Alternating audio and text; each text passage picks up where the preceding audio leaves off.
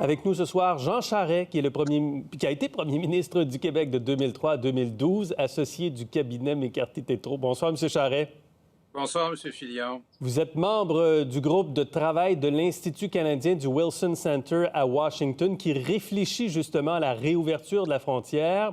Est-ce que, comme le dit l'IATA, le temps est venu, selon vous, de rouvrir la frontière?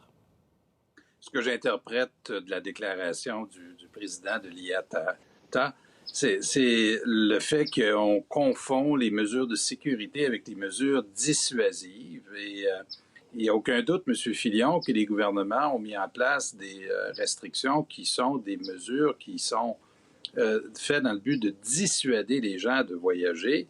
Et en imposant des contraintes, ça rend impossible, des fois très difficile de se déplacer. Oui. Et comme la situation évolue avec les vaccins, là, on anticipe des réouvertures.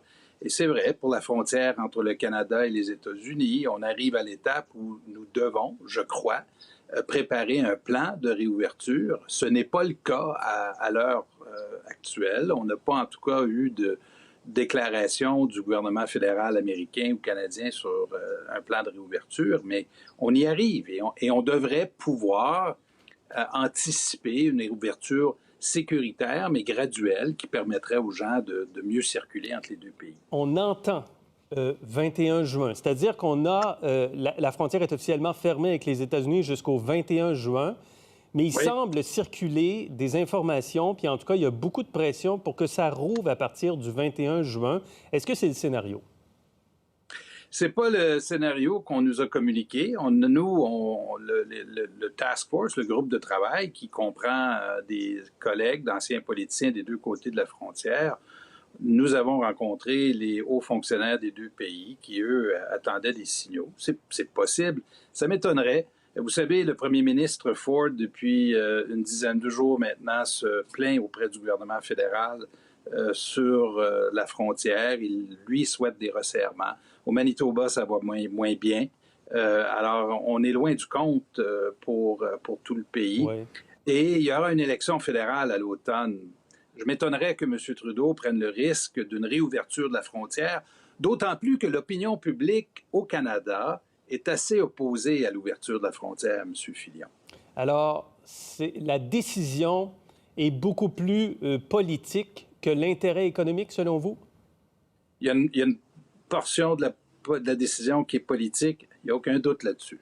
Ouais. Scientifique, la santé. Je ne doute pas de la bonne foi des gouvernements qui vont placer les enjeux de santé au premier rang. Ça, j'ai aucun doute là-dessus, mais vous savez, à l'étape où nous sommes, les gens qui sont, par exemple, complètement vaccinés, 2 doses, à mon avis, pourraient très bien traverser la frontière en faisant la démonstration, la preuve qu'ils sont vaccinés, ou en acceptant de faire des tests. On pourrait permettre aux gens qui ont des maisons d'un côté ou de l'autre de la frontière d'aller voir leur maison, de visiter, etc. On peut y aller graduellement. Mais il n'y a aucun doute, M. Filion, qu'une partie de la décision sera politique. Et là-dessus, les gouvernements font en fonction de l'opinion. Et au Canada, l'opinion est assez fermement opposée à la réouverture, en tout cas, totale de la frontière. Et politique interne, bien sûr, mais quel est le poids des pressions qui viennent des États-Unis en ce moment? Pas plus tard qu'hier, le gouverneur du Vermont, c'est quand même pas un gros État, mais c'est un État frontalier, a pressé les deux pays de préparer ce plan de réouverture des frontières. Il faut se préparer. Dit-il, quelle est la force de ces pressions qui viennent du monde économique puis du monde politique américain? Les pressions pèsent. Les pressions ont un effet sur les gouvernements, mais essayons donc de voir les échéanciers. Les gouvernements pourraient déposer un plan, réouvrir graduellement pendant l'été, mais une réouverture complète ou une réouverture qui ressemble, M. Filion, à ce que nous vivions auparavant. À mon avis, c'est pas avant fin septembre, début octobre, okay. Mais il pourrait très bien avoir une ouverture graduelle d'ici ce temps-là. Donc, à partir de juillet ou août, essentiellement?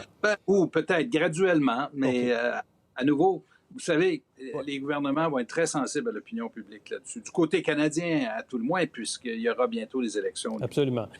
Combien ça coûte, cette fermeture de frontières en ce moment? Votre groupe de réflexion du Wilson Center a quand même chiffré le coût réel de la fermeture. C'est pas chiffré, personne n'a chiffré à ce jour. Ce que nous savons, contrairement à l'expérience du 11 septembre, il y a de cela 20 ans, la circulation de la marchandise s'est faite assez librement. C'est au niveau des services et les secteurs qui ont été les plus endommagés, c'est le secteur du tourisme, évidemment, les loisirs, l'hospitalité. Et c'est surtout le côté canadien, M. Filion, qui en paie le prix. Hein. C'est nous qui assumons le fardeau économique le plus important. Il y a un prix humain aussi qui n'est pas quantifiable. Et ça, c'est les gens qui sont séparés de leur famille, de leurs amis, des communautés qui sont partagées parce que la frontière est fermée. Et ça aussi, c'est un coût dont il faut tenir compte lorsqu'on décide de réouvrir la frontière. Est-ce qu'il y a un enjeu sur le passeport vaccinal, selon vous? Un blocage, parce que les Américains ne misent pas sur le passeport vaccinal. Est-ce que le Canada pourrait se permettre de l'imposer? Dans la culture politique américaine, ce type de contrôle-là est très, très difficile à faire accepter à la population. Maintenant, c'est au côté canadien, je pense que l'acceptabilité à des conditions qui sont connues passerait probablement. Ce que nous anticipons, nous, c'est qu'à moyen terme, peut-être à plus long terme, les deux gouvernements exigeront que les étrangers qui entrent en territoire canadien ou les étrangers qui entrent aux États-Unis fassent la preuve d'un vaccin. Mon avis personnel, c'est que nous irons vers une obligation de faire la preuve et le passeport vaccinal comme instrument pourrait servir à ça. Et donc, les Américains qui viendraient au Canada devraient présenter une forme de preuve vaccinale? Oui, à mon avis, et dites-vous bien, il y aura d'autres pandémies, M. Filion. Une des leçons de ce que nous vivons actuellement, c'est qu'il y en aura d'autres. Et ça existe déjà pour ceux qui ont voyagé en Afrique, qui sont très familiers avec la carte santé jaune, où plusieurs pays africains exigent qu'un étranger fasse la démonstration qu'il a été vacciné pour la fièvre jaune, par exemple. Alors, c'est pas nouveau. Sauf que le niveau de contrôle, d'exigence pour l'avenir risque d'être beaucoup plus élevé.